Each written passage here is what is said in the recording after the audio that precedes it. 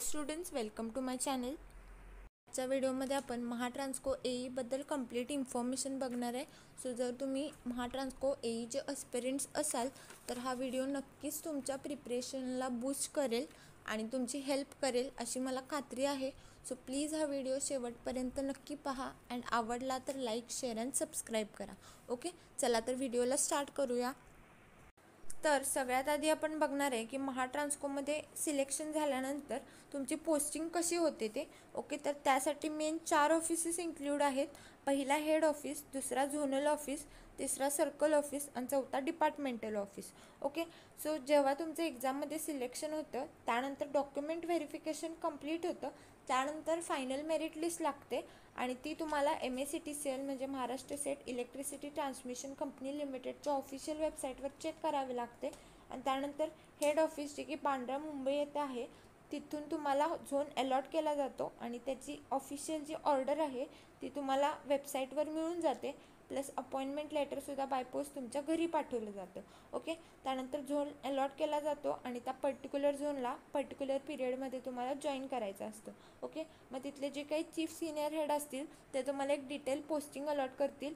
मग ते तुम्हाला कोणतं सर्कल किंवा कोणतं डिव्हिजन किंवा कोणतं सबस्टेशन देतील हे टोटली त्यांच्या हातात असतं.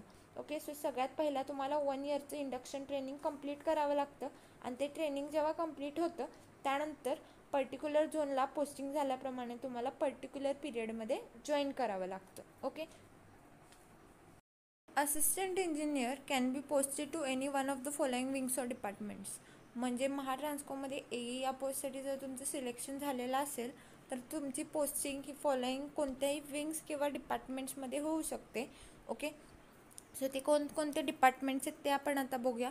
पहिलं डिपार्टमेंट आहे ऑपरेशन अँड मेंटेनन्स, दुसरं डिपार्टमेंट आहे प्रोजेक्ट्स आणि तिसरं डिपार्टमेंट आहे टेस्टिंग.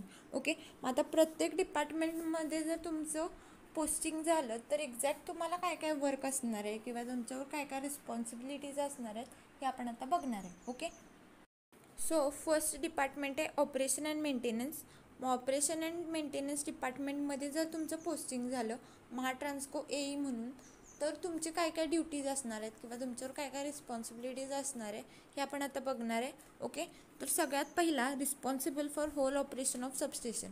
म्हणजे सबस्टेशनचा जो काही पूर्ण ऑपरेशन असणार आहे तो तुमच्यावर असणार आहे. ओके, त्यानंतर carries out regular periodic maintenance of each equipment in substation.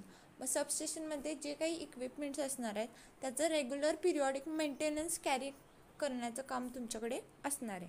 Okay, त्यानंतर does replacement of faulty equipments electrical as well as mechanical parts in substation.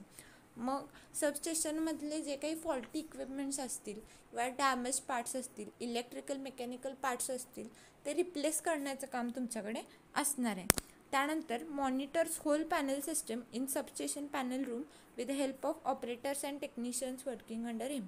So तुमच्या खाली जे काही ऑपरेटर्स असतील किंवा टेक्निशियन्स असतील त्यांच्या मदतीने तुम्हाला सबस्टेशन पॅनल रूममधून पूर्ण पॅनल सिस्टम मॉनिटर करायची असते किंवा त्याच्यावर लक्ष ठेवायचं असतं. ओके, तर नेक्स्ट डिपार्टमेंट आहे प्रोजेक्ट्स. मग प्रोजेक्ट्स डिपार्टमेंटमध्ये जर तुमचं पोस्टिंग झालं महाट्रान्सको एई थ्रू तर तुमचे काय काय ड्युटीज असणार आहेत किंवा तुमच्यावर काय काय रिस्पॉन्सिबिलिटीज असणार आहे हे आपण आता बघणार आहे. ओके, तर सगळ्यात आधी handles new infrastructure projects. So जे काही न्यू इन्फ्रास्ट्रक्चर प्रोजेक्ट्स असतील ते हँडल करण्याचं काम तुमच्यावर असणार आहे. त्यानंतर does planning, designing and execution of various projects. म्हणजे जे काही न्यू प्रोजेक्ट्स असतील ते पहिला प्लॅन करायचं, मग त्या प्लॅनिंगनुसार ते डिझाईन करायचं आणि त्या डिझाईननुसार ते एक्झिक्यूट करायचं, हे सगळं काम तुमच्यावर असणार आहे. ओके, तर नेक्स्ट डिपार्टमेंट आहे टेस्टिंग. मग टेस्टिंग डिपार्टमेंटमध्ये जर तुमची पोस्टिंग झाली महाट्रान्सको एई थ्रू तर तुमच्यावर काय काय ड्युटीज असणार आहेत किंवा तुमच्यावर काय काय रिस्पॉन्सिबिलिटीज असणार आहे हे आपण आता बघणार आहे. ओके, तर सगळ्यात पहिला carries out various testing activities periodically depending upon the equipment to be tested in a substation. म्हणजे एखाद्या सबस्टेशनमध्ये जे इक्विपमेंट्स टेस्ट करायचे असतील त्याच्यावरती जे काही टेस्टिंग ॲक्टिव्हिटीज किंवा टेस्ट परफॉर्म होणार असतील ते करण्याचं काम तुमच्यावर असतं. ओके, त्यानंतर आपण बघणार आहे की महाट्रान्सको एई म्हणून वर्क करत असताना तुम्हाला सॅलरी किती भेटते. सो अप्रॉक्सिमेटली तुमची बेसिक सॅलरी असते 65,000 रुपीज. त्याचबरोबर तुम्हाला डिफरंट पर्क्स अँड अलाउन्सेससुद्धा भेटतात.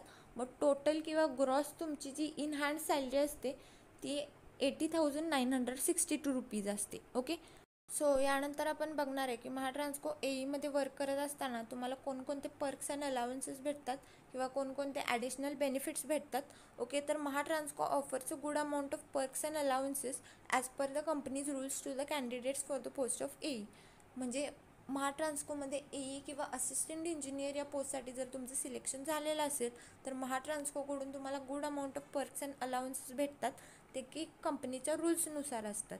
ओके, सो कोणकोणते पर्क्स अँड अलाउन्सेस आहेत बघा.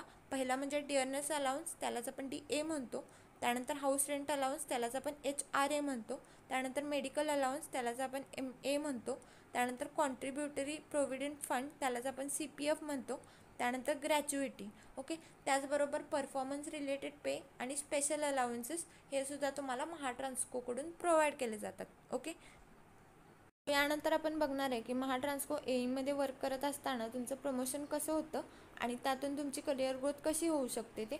ओके, तर महाट्रान्सकोमध्ये सगळ्यात पहिली पोस्ट असते असिस्टंट इंजिनियर किंवा त्यालाच आपण AE म्हणतो, बिकॉज इथे ज्युनियर इंजिनियर किंवा JEसाठी व्हेकन्सीज अवेलेबल नसतात.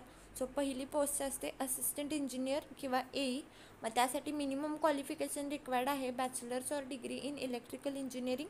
ओके, मग बाकीच्या ज्या काही हायर पोस्ट असतील त्यासाठी पण मिनिमम क्वालिफिकेशन रिक्वायर्ड हे सेमच असणार आहे.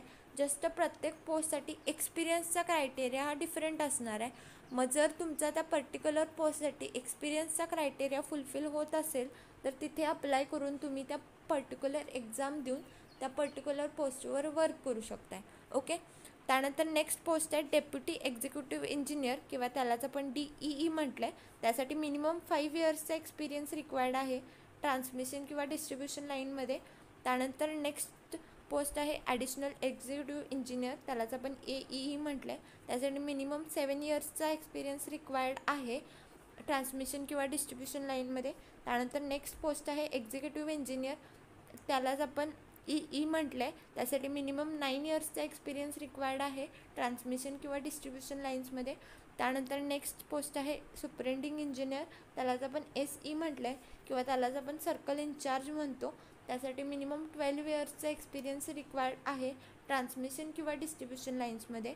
त्यानंतर नेक्स्ट पोस्ट आहे चीफ इंजिनियर, त्यालाच आपण CE म्हणतो किंवा त्यालाच आपण झोन इन्चार्ज म्हणतो.